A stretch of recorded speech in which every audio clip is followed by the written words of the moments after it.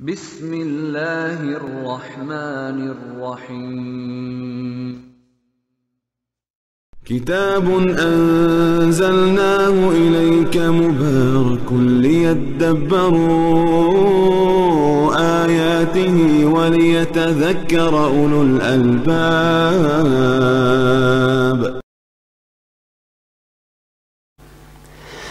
بسم الله الرحمن الرحيم, alhamdulillah, wassalatu wassalamu ala rasulillah. Bienvenue, Inch'Allah, pour la deuxième partie concernant les versets 199 et les suivants. Dans la première partie, on avait parlé du verset 199 et aujourd'hui, Inch'Allah, c'est la suite. On s'arrête sur les versets 200, 201 et 202. Il est dit dans le verset 200, et si jamais le diable ou le shaitan t'incite à faire le mal, cherche refuge auprès de Dieu, car il entend et sait tout. Après, c'est la suite. Dieu nous rappelle cette vérité, que l'être humain, il ne peut pas éviter cette inspiration satanique liée à cette création maléfique. Il ne peut pas l'éviter. Comment justement se comporter? Dieu nous dit, si par malheur vous êtes approché dans un souci d'inspiration maléfique, alors demandez refuge auprès de Dieu. Et cette inspiration peut même aller très loin. Et en fait, on s'arrête sur le mot déjà, yanzagannaka. En arabe, nazr. C'est-à-dire quoi, nazr? Nazr, il y a beaucoup de façons de dire. C'est de l'inspiration, c'est le fait de souffler des mauvaises pensées, c'est le fait d'avoir du tort qu'on ressent vis-à-vis de quelqu'un, etc. Il y a un mot qui regroupe tout ça. Nos savants de la langue, ils disent nazr. Et narz, ça se retrouve presque la même chose. En fait, c'est toujours dans un souci de semer le désordre. Elle fait cède. Et bien, on se rappelle ce qu'a dit Yusuf alayhi salam à ses frères.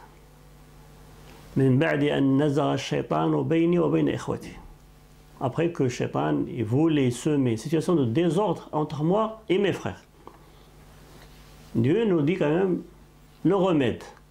C'est d'aller se réfugier auprès de Dieu. Et cette inspiration peut aller très loin, tel que ce hadith par exemple, qui est authentifié dans Sahih. Les compagnons se ramènent voir le prophète, qu'Allah lui accorde ses bénédictions, pour lui dire, au message de Dieu, on ressent dans nos poitrines des mauvaises choses, tellement mauvaises qu'on n'ose même pas en parler. On ne peut même pas le dire. En fait, c'est quoi qu'ils ne peuvent pas dire? C'est le fait que le shaitan, il inspire à ces élus de Dieu, les compagnons, et tous ceux qui suivent leurs traces, en leur disant, si Dieu a créé tout ça, les cieux, la terre, l'univers, etc., qui c'est qui a créé Dieu?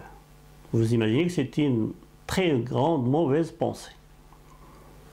Et le prophète dit, est-ce que vous avez trouvé cette inspiration? Ah oui, j'attends. Est-ce que vous le ressentez vraiment? Il disait à Rasulullah, oui, sans citer le problème. Et le prophète de dire, ceci est le signe de la bonne santé de votre iman, de votre foi. Certains savants s'arrêtent sur le fait, ils disent, en quoi c'est un bon signe, un beau signe, un bon signe sur la santé imanique d'une personne. C'est le fait que Shaitan, il va attaquer une attaque ultime, vouloir attaquer même au niveau de la foi d'une personne, même dans l'excellence. Et si la personne elle a cette gêne, ce sentiment de honte, il est très contrarié, il est attristé par cette mauvaise pensée, et lutter contre cette mauvaise pensée, ceci c'est un signe de bonne santé de son iman.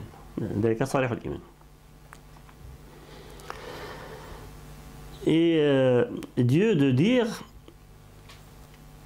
qu'il faut avoir ce réflexe d'aller accourir vers Dieu pour se protéger.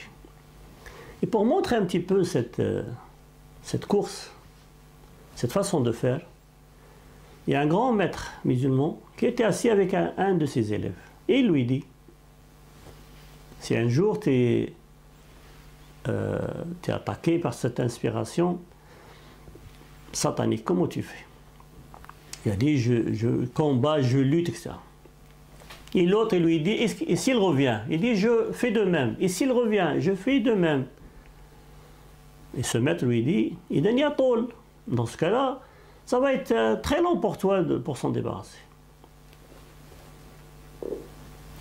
Et pour le rappeler à comment faire, il lui dit, imagine qu'un jour tu passes à côté d'un troupeau de brebis, par exemple dans une montagne, et que les chiens de garde de ce troupeau t'attaquent. Comment tu fais? Il dit la même chose, je vais lutter contre un tel, contre l'autre, etc. Il lui dit, donc tu vas te fatiguer et peut-être que tu n'auras même pas de résultat. Alors comment faire? Cet élève, il interpelle son maître, il dit, comment faire dans ce cas-là?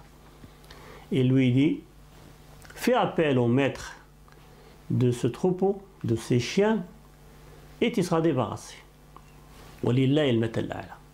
Ça sent la noblesse de notre Seigneur. Mais c'est une façon d'approcher le sens. Au lieu de combattre un tel, et on sait que les shaitans, il y a tellement de facettes, tellement d'inspiration, tellement de registres, on ne pourra jamais y arriver tout seul, parce qu'on est tellement dominé, on n'a pas beaucoup d'outils pour le faire. La meilleure façon de faire, c'est d'aller se demander aide à Dieu, et Allah subhanahu wa ta'ala, Dieu, il fera ce qui est bon pour nous. Tellement vrai que le prophète, lié à cette inspiration très haute, le prophète enseigne les compagnons en leur disant, ne soyez pas inquiets, soyez sereins, et il leur dit un mot arabe, raghman li shaitan. Malgré Shaitan, vous aurez quand même gardé et préservé votre foi.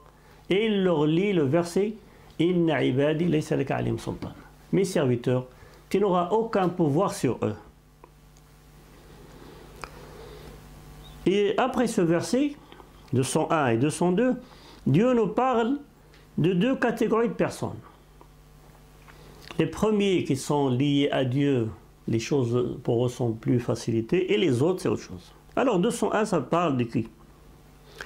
Ceux qui pratiquent la piété, lorsqu'une suggestion du diable les touche, se rappellent Dieu, et les voilà devenus clairvoyants. En fait, les gens qui sont dans cette proximité avec Dieu, qui sont dans le cheminement, qui sont dans l'adoration, qui sont conformes à sa volonté, dès qu'ils sont touchés, ou approchés par Satan, Dieu il se rappelle Dieu, il se rappelle la promesse divine, il se rappelle le châtiment, etc. Et ils reviennent vers Dieu. Et dans ce cas-là, Dieu leur accorde cette clairvoyance. Ça, c'est la première catégorie qui est, j'allais dire, grâce à Dieu, il est préservé. On arrive aux autres. Quant aux autres, leurs partenaires sataniques ou diaboliques ou maléfiques les enfoncent dans l'aberration. Et puis ils ne cessent de s'enfoncer. C'est-à-dire que les autres qui n'ont pas cherché cette proximité avec Dieu, qui vivent loin de Dieu, quand Shaitan les approche, il va leur inspirer des choses. Et quand ils acceptent cette inspiration, il va leur rajouter encore autre chose. Et ça, c'est à l'infini jusqu'au jour de leur mort. Il ne pourra jamais s'arrêter.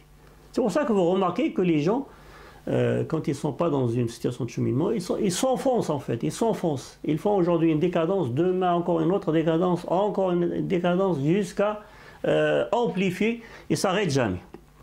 Et des fois, les autres qui sont de l'autre côté, ils s'étonnent, ils disent pourquoi ces gens-là vont si loin. Mais en fait, ils ne sont pas maîtres de leur façon d'être, ni de leur façon d'agir.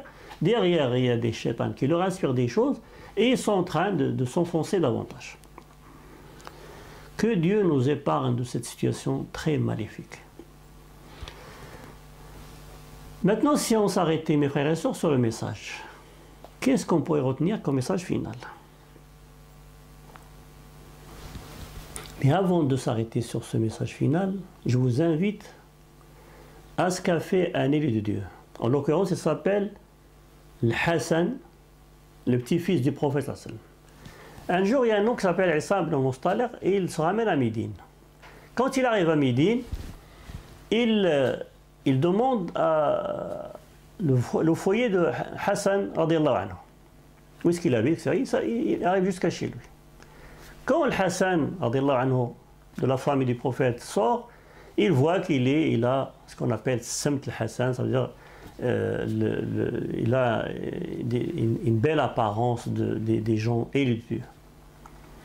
Cet homme raconte, dans une certaine sincérité, il dit « J'ai ressenti une jalousie vis-à-vis de lui, sachant que j'avais déjà une jalousie par rapport à son père. » Et donc, il commence à l'insulter, l'agresser, le violenter, etc. Et le Hassan, le petit-fils, il n'a pas dit un mot. Il commence par dire ceci. Je demande pardon à Dieu pour moi et pour toi. Et quand il a remarqué chez moi une certaine gêne, il lui dit la parole qu'a dite Youssef à ses frères.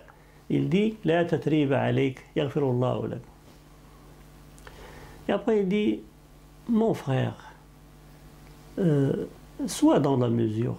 Pourquoi tu commences comme ça à t'enfoncer dans ça? Tu aurais pu me demander quelque chose et je t'aurais aidé. Tu me demandes de te donner et je l'aurais fait. Tu cherches une science ou un savoir, une sagesse, je te l'aurais accordé. Alors sache que ma porte est grande ouverte pour toi. Quand tu veux venir pour l'une ou l'autre des choses que j'ai citées, tu seras, Inch'Allah, toujours le bienvenu. Cet homme, qui s'appelle Hassan, il dit « J'avais tellement honte de moi que j'aurais aimé que la terre s'ouvre et je vais m'enfoncer dedans pour ne pas être dans cette gêne. » Et pendant qu'il parlait, je me suis éclipsé. Hein, et il n'y a pas un être sur terre qui n'était pas devenu aussi cher pour moi que lui et son propre père. En fait, cet homme-là, il a retenu la leçon. Donc le message, c'est ainsi. Et si on pouvait agir de cette façon-là, avoir de la hauteur, avoir du recul, avoir une certaine qualité imanique, et que les gens, s'ils sont dans une certaine bassesse, si les gens sont en certaine méchanceté, si les gens ils nous attaquent, si les gens sont, parce qu'ils sont loin du souvenir de Dieu, le rappel de Dieu, ils ont des agissements très contrariés vis-à-vis de nous, nous on pourrait quand même agir en fonction de ces versets. Ça c'est message 1. Et message 2, si on veut éviter cette compagnie maléfique avec les mauvais esprits et qui peuvent nous inspirer des choses à longueur de journée, même à longueur de notre vie, la meilleure façon c'est d'aller vers Dieu. C'est de vivre dans le souvenir de Dieu. Ce qu'on pourrait dire dhikr. Dhikr au sens large, c'est-à-dire être présent à Dieu, être présent avec Dieu. Allah yaj'alni wa iyyakum min ad-dhakirin. Wa akhiru da'wana alhamdulillahi rabbil alamin. Wassalamu alaykum wa rahmatullahi ta'ala wa barakatuh. كتاب الله كتاب الله كتاب الله كتاب الله كتاب الله كتاب الله كتاب الله للأرواح روح به تحيا النفوس وتستريح كتاب الله للأرواح روح به تحيا النفوس وتستريح وتمتلئ القلوب به طموحا وللفردوس يحملها الطموح